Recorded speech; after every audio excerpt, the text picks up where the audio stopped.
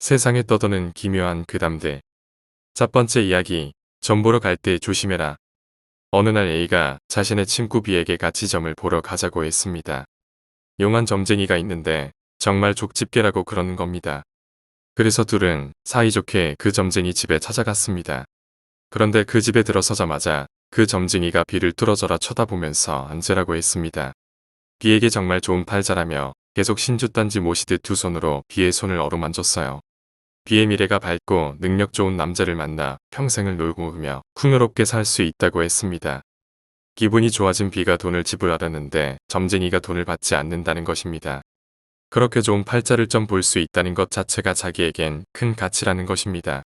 그러면서 오히려 자기가 돈을 주겠다며 두둑이 돈뭉치를 B에게 건넸습니다. 기분이 좋아진 B는 당연히 그 돈을 받았고 집을 나설 때까지 그 점쟁이는 B에게 고맙다는 인사를 계속했습니다. 자신의 점은 보지도 못했다며 털어진 A에게 B가 맛있는 걸 사주겠다며 먼저 길을 나서서 차도로 나갔습니다. 그런데 갑자기 B를 향해 차가 돌진하더니 그만 충돌하고 그 자리에서 B는 즉사했습니다. 분명 점쟁이가 B에게 타고난 팔자라고 했는데 왜 집을 나서자마자 죽었느냐고요. 그 점쟁이는 B의 사주를 산 것입니다. 값싸게 돈을 지불하고 그 좋은 사주를 샀으니 사주가 없어진 B는 얼마 못 가 죽음을 맞이하고 말았던 것입니다. 이제부터 신중히 점을 봐야겠네요. 두 번째 이야기, 살인마. 그러니까 제가 고등학교 3학년 때의 일입니다. 새학기가 시작한 지 얼마 안 됐었고 날씨가 쌀쌀했던 기억이 나니 아마 3월 달이었던 것 같네요. 저는 그날도 여느 때처럼 독서실에서 공부를 하고 있었습니다. 그날따라 집중이 잘 되어서 계속 공부를 하다 보니 어느덧 새벽 2시가 되어 있더군요.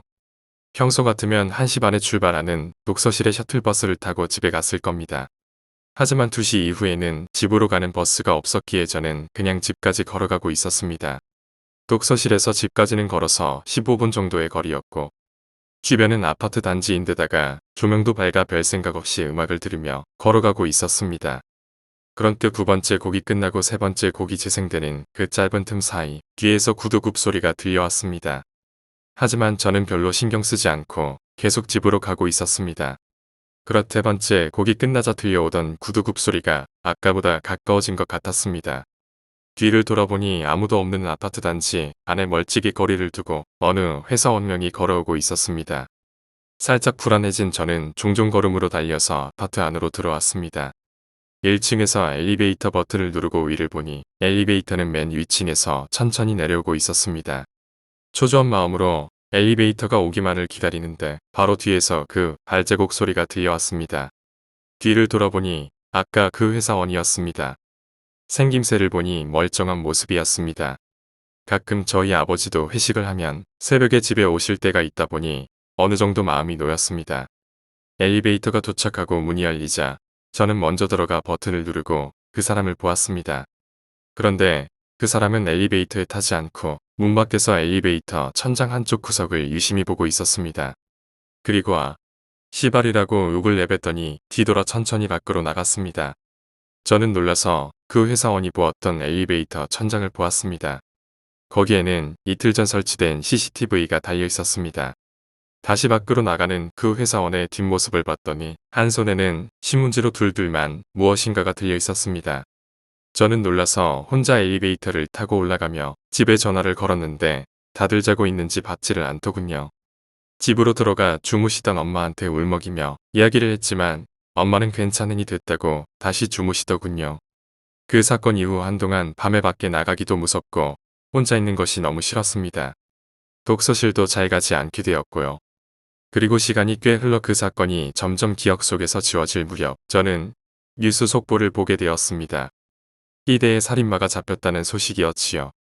그리고 저는 그 모자 아래 보이는 그 살인마의 눈빛이 그날 엘리베이터 앞에서 보았던 회사원의 눈빛과 매우 닮았다는 것을 알아차렸습니다. 물론 같은 사람이 아닐 수도 있겠지만 저는 그날 엘리베이터에서 보았던 사람이 살인마였으면 좋겠습니다. 세 번째 이야기, 재수할 때 귀신을 봤다. 미대 입시를 준비하느라고 미술학원과 공부학원을 병행해서 다니고 있었습니다. 재수종합학원에서 오후 4시 반까지 수업을 듣고 나와서 오후 6시부터 10시까지는 미술학원을 다니고 있었습니다. 미술학원까지 마치고 집에 오면 11시가 되었는데 집에 오면 거의 대부분 녹초가 되어서 씻자마자 뻗곤 했습니다. 근데 그날은 6월 모의고사가 얼마 남지 않은 기간이라서 새벽까지 영어 단어도 외우고 문제집도 풀면서 공부를 하고 있었습니다. 제 방 구조를 먼저 설명을 드리자면 일단 저희 집은 16층입니다. 제 방의 평수는 4~5평 정도 되고 베란다를 터서 한쪽 벽이 아주 커다란 창문입니다. 그 창문이 있는 벽 쪽에 제가 공부하는 책상이 있어서 제 책상에 앉으면 하늘이 훤히 보이는 그런 구조입니다. 이해가 되시려나? 어쨌든 새벽에 공부를 하고 있는데 저희 아파트 단지 아래쪽에서 남자 초등학생 정도 되는 목소리인데 아파인지 아빠인지 부르며 시발시발 욕을 하는 소리가 들렸습니다. 지금 쓰면서 생각난 건데 새벽 2~3시쯤에 초등학생 목소리가 들렸을 때 의아함을 느꼈어야 하는 건데 어쨌든 그 당시에 저는 조금 신경이 쓰이긴 했지만 지속적으로 떠드는 것도 아니고 그냥 별 생각 없이 뭔 어린애가 길에서 욕을 저리 하나 하면서 담배를 피우려고 손에 담배 한 갭이랑 라이터를 들고 창문을 열고 얼굴을 내밀었습니다. 제가 얼굴을 내밀고 밖을 보게 되면 일단 제 아래쪽으로는 창문들이 쭉 보이고 옆쪽에는 창문이 없는 벽이 쭉 내려 보이는데 13층 정도 벽에 어린 남자애가 등을 벽에 기댄 채 아주 천천히 아래쪽으로 내려가고 있었습니다. 내려간다기보다는 떨어지는 표현이 맞는데 그 자세 그대로 흔들흔들거리면서 내려가고 있었습니다. 스파이더맨이 벽을 등지고 붙어있는 자세라고 생각하시면 이해가 되실 거예요. 얼굴은 위를 바라보고 있었는데 저는 창밖에 얼굴을 내미는 순간 아차 싶었습니다. 몸은 진짜 얼음처럼 굳어버린 채 저건 비닐봉지야, 내가 잘못 본 거야 하면서 그 형체를 일부러 자세히 보려고 하지 않았습니다. 약간 시선을 비껴서 본다고 해야 되나?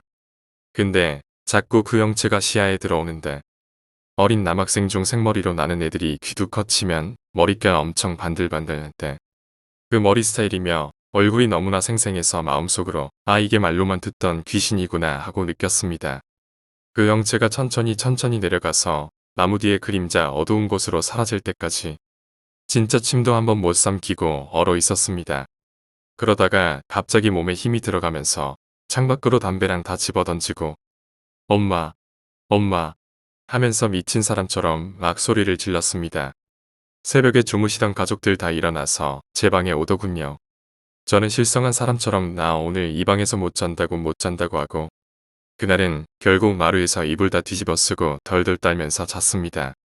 가장 무섭게 느껴진 거는 조금 더 일찍 창문을 열었다면 제 방 창문 바로 옆벽에 그 형체가 내려갈 때 마주했다면 어땠을까 하는 것이었습니다. 아직도 제가 그 당시 집에 살고 있는데 그 뒤로는 한 번도 그런 경험 없습니다. 물론 아직도 가끔 밤에 담배를 피우다가 문득문득 생각나곤 하네요. 그 당시 경험할 때는 굉장히 무서웠는데 글로 보시면 좀 시시할 수도 있겠네요. 네 번째 이야기, 마을 외곽의 오두막. 친구 제이에게 들은 이야기이다. 옛날 제이가 살던 마을에는 머리가 이상한 할머니가 있었다고 한다. 함께 살던 아들 부부가 새로 지은 집으로 이사를 갔지만 그 할머니만은 태어난 고향을 떠나고 싶지 않다며 마을에 남았다는 것이었다. 그러나 마을 사람들은 방해가 되니까 버리고 간 거야 하고 수군댔다고 한다.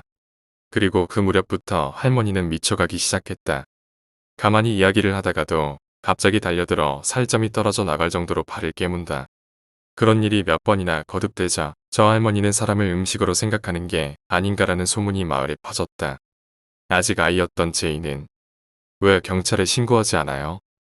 라고 물었지만 어른들은 마을에서 미치광이가 나오면 부끄러워서 고개를 못 든다. 라고 말했다. 오히려 할머니의 존재를 외부로부터 숨기려고 하는 기색마저 있었다고 한다. 씻지도 않아서 부스스한 머리에 마을을 맨발로 걸어 다니는 할머니는 항상 악취를 풍겨서 점점 가까이 다가가는 사람이 없어져만 갔다. 사람들은 항상 낫을 가지고 다니며 할머니가 가까이 오면 또 가까이 오면 낫으로 베어버릴 거야. 라며 쫓아버렸다.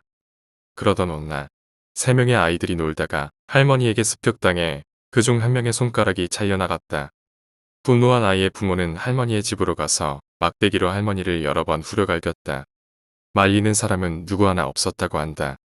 그녀는 우리 아이의 손가락을 먹음직스럽게 빨고 있었어. 결국 할머니는 마을 외곽의 오두막에 갇혀버리고 말았다. 오두막 주변은 밧줄과 철선으로 빙빙 감았고 문에는 튼튼한 자물쇠를 걸었다. 식사는 하루에 한 번 오두막에다 내던지고 화장실은 없었다. 죽으면 오두막째 태워버리자고. 그것이 어른들의 결론이었다. 물론 아이들에게는 저기 가까이 가면 안 돼. 라고 이야기했지만 개인은 딱 한 번 부모와 함께 음식을 가지고 간 적이 있다고 한다. 오두막에 가까이 가자 굉장한 악취가 났다. 안에서는 쩝쩝거리는 소리가 들려왔다. 젠장, 짜증 나는구먼. 또 똥을 주워 먹고 있어. 오두막에 있는 작은 창문에 주먹밥이 들어있는 상자를 던진다. 자, 가자. 오두막에 등을 돌리고 걷기 시작하는데 등 뒤에서 사람이 아닌가 라는 목소리가 들렸다. 그리고 며칠 뒤 제이는 친구에게 이런 이야기를 들었다. 야, 너 그거 아냐? 그 마귀알몸 자기 몸을 자기가 먹고 있대. 그 친구는 부모님이 이야기한 것을 몰래 들었다고 했다. 지금은 왼팔과 오른쪽 다리가 없어진 것이었다. 그건 사람 고기 맛에 취해서 완전히 빠져 있어. 이미 사람도 아니야. 그건 귀신이다.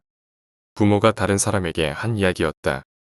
자세한 것을 부모에게 물었지만 아이는 몰라도 된다라는 대답뿐이었다. 어느 날 밤 어른들은 제이의 집에 모여 무엇인가를 놓고 회의를 했다.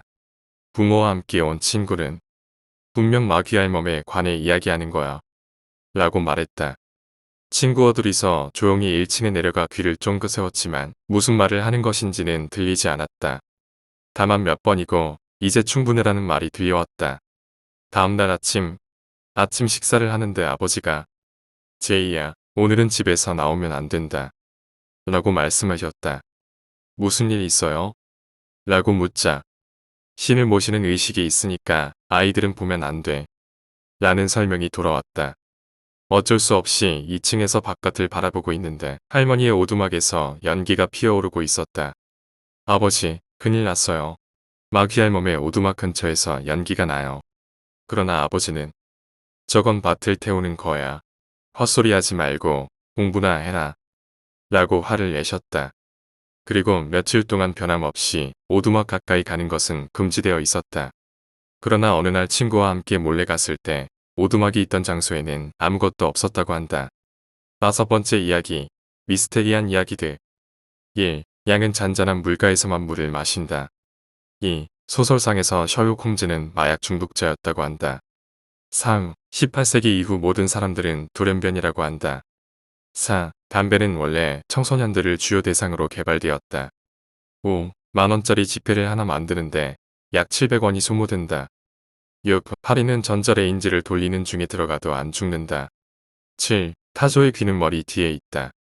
8. 어금니를 문지르면 허리가 유연해진다고 한다. 9. 방독면은 방귀 냄새를 막지 못한다. 10. 흰 염소는 남이 먹던 것을 먹지 않는다.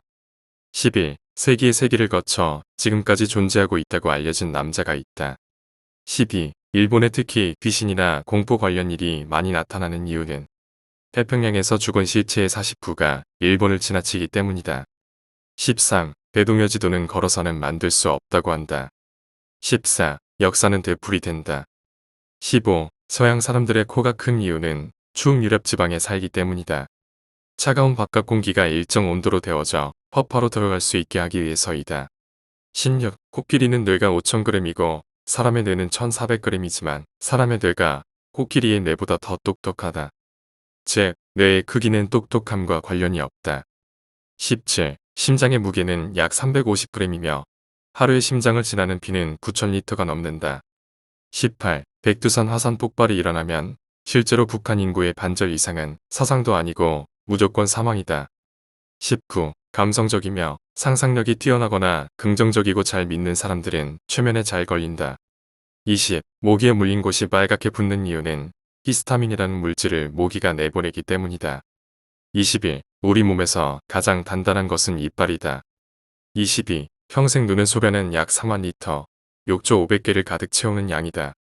23. 단 것을 먹으면 긴장이 풀리는 효과가 있다. 24. 부러진 이를 빨리 병원에 가져가면 다시 붙일 수 있다. 25. 체리는 많은 사람들이 좋아하는 맛 좋은 과일이지만 체리 나뭇잎은 치명적인 독을 가지고 있다. 26. 고양이는 오랫동안 생선을 먹지 않으면 시력이 퇴화된다.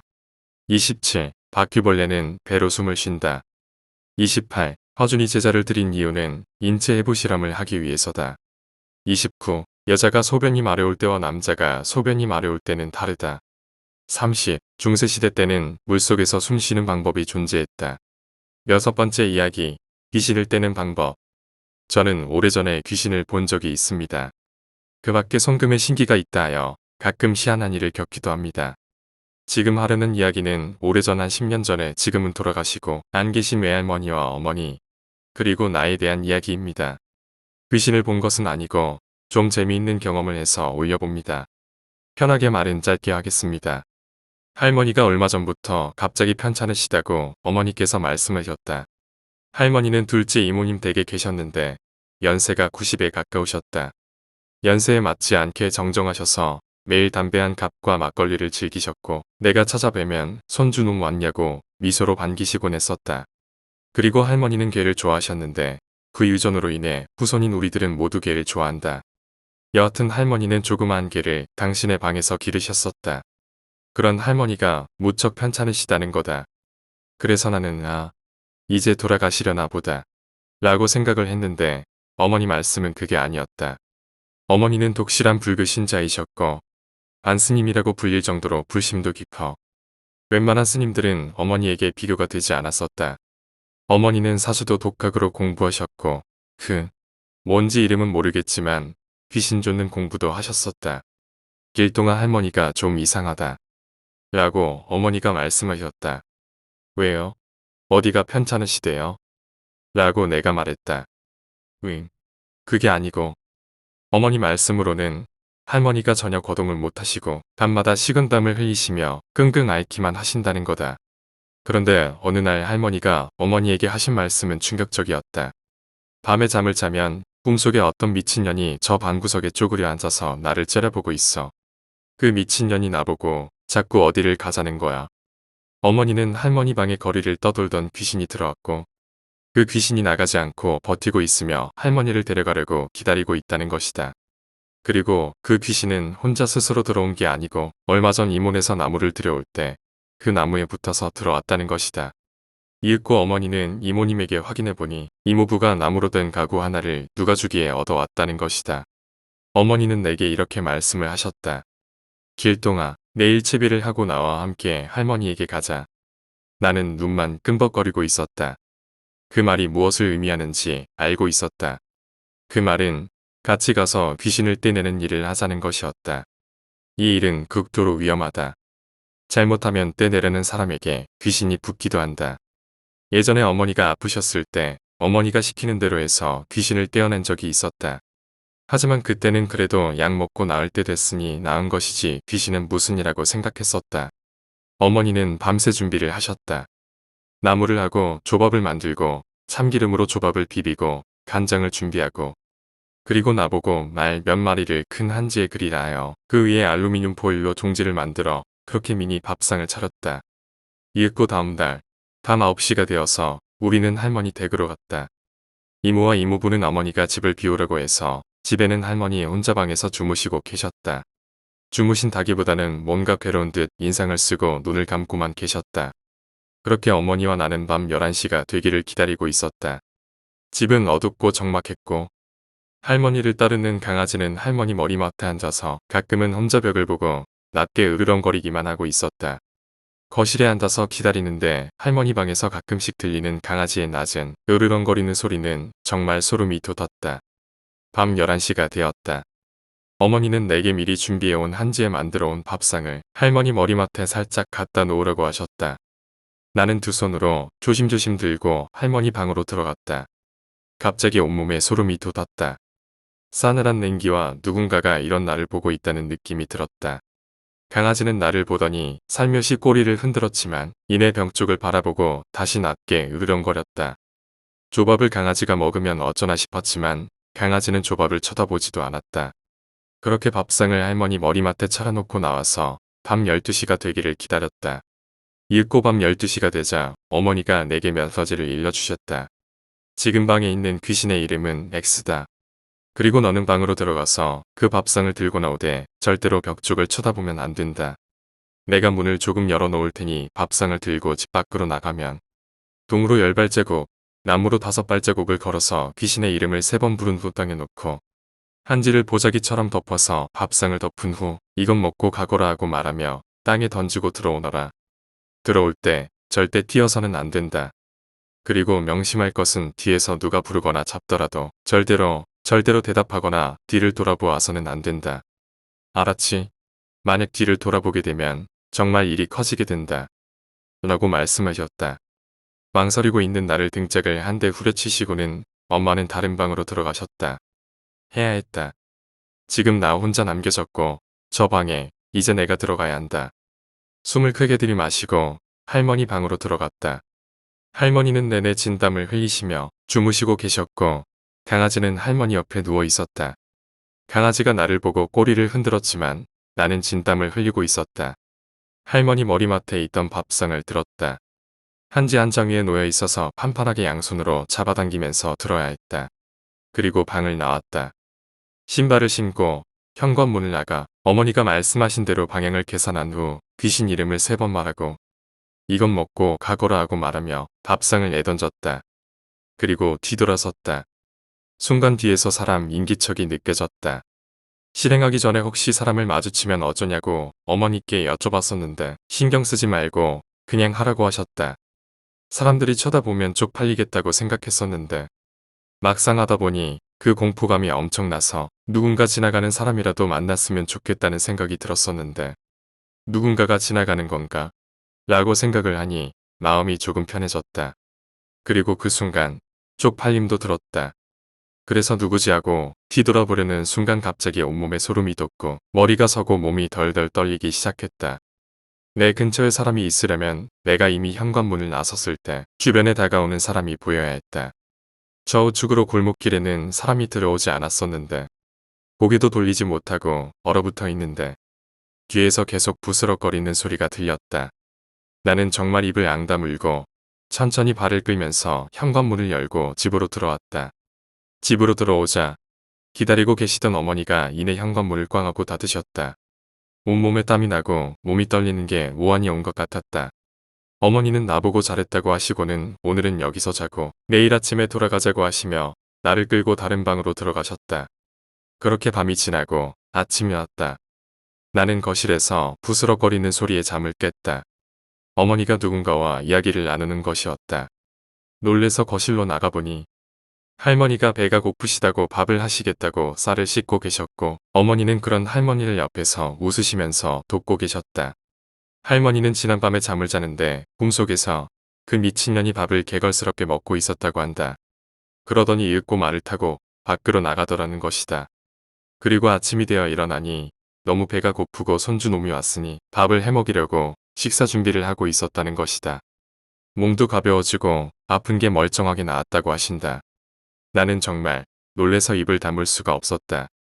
그러나 신비한 경험은 이게 끝이 아니었다. 할머니는 그렇게 내가 살려드렸지만 몇 달 후 호령으로 결국 돌아가셨다. 돌아가실 때는 정말 몸 아픈 곳 없이 편안하게 돌아가셨다. 그렇게 장례를 지내고 7주가 지난 49제에 어머니가 우리 형제들에게 말씀하셨다. 49제에는 돌아가신 홀령이 생전에 살던 집으로 마지막으로 온단다. 그때 후손들이 자고 있으면 크게 실망하고 재산을 거두어 가버리는 경우가 있으니 오늘은 할머니 댁에 가서 밤을 새워야 한다. 그렇게 또 할머니 댁에 가서 밤을 새우게 됐다. 할머니가 애지중지하시던 강아지는 할머니가 누워 계시던 자리에 주둥이를 받고 꼼짝도 안 하고 있었다. 어디에도 할머니가 안 계시니 풀이 죽어 끙끙대고만 있었다.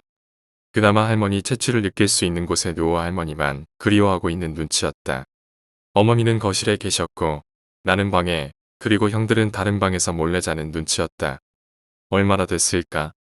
밤 1시가 됐을까? 갑자기 강아지가 난리가 났다. 방에서 거실로 뛰어나온 강아지는 마치 할머니를 만난 것처럼 한쪽을 보고 꼬리를 흔들고 짖고 끙끙대고 난리가 난 것이다. 이리 펄쩍 저리 펄쩍 뛰며 오줌까지 지리고 뒤집어지고 배를 까고 누워서 꼬리를 흔들고 난리를 피우더니 갑자기 강아지가 픽 쓰러졌다. 우리는 이 사태에 대해 정말 뭐라고 말해야 될지 멍해서 보고 있었다. 어머니가 말씀하셨다. 네, 할머니가 오셨나 보다. 그런데 그렇게 애지중지하시던 강아지랑 노시더니 아마도 강아지를 데리고 가셨나 보구나. 그런데 30분을 그렇게 강아지가 숨이 넘어가서 뻗어 있더니 갑자기 깨어났다. 깨어난 강아지는 이내 또 풀이 죽어 끙끙대더니 다시 할머니 방으로 가서 할머니가 계시던 자리에 가서 코를 박고 누워버렸다. 할머니는 오셔서 강아지랑 30분 동안 노시다가 다시 강아지를 돌려보내놓고 자손들을 마지막으로 보시고 사시던 집을 마지막으로 둘러보시고 그렇게 가신 거였다. 갑자기 나는 알 수 없는 슬픔과 가슴에 꽉 맺힌 그리움이 터져 울어버렸다. 지금도 어머니, 할머니 생각을 하면 정말 못 견디게 보고 싶어진다. 나는 할머니를 뵐 날을 기다리고 있다.